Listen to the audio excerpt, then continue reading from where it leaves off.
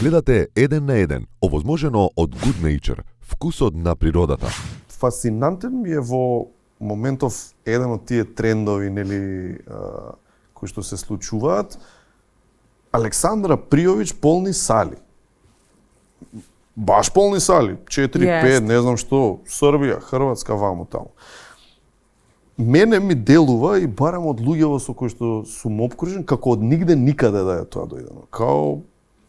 Pa bilo je u vreme Brene, Cece, bilo je. Не, нема конкретно Александра Пријовиќ како... To je bilo ranije, ali mislim da je ona zaista i njen muž koji je njoj producent, da su pristupili vrlo ozbiljno i da jednostavno kvalitetno se radi, da su kvalitetne pesme u tom žanru koji ona peva, spotovi, prosto mi smo takvo podneblje i da volimo narodnu muziku više nego zabavnu, džez, ne znam, bluz ili tako nešto. Znači, od uvek je bilo, od pamtiveka je bilo da narodna muzika je ovde uvek prolazila fantastično, a meni je naročito drago što je ona odličan pevač.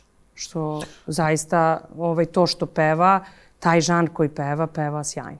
Значи, сакаш да кажеш дека е сепак тоа доста сериозен проект. Tako je, tako je. To nije, ja mislim, preko noći. I marketing je внатре. Tako je, ozbiljan marketing.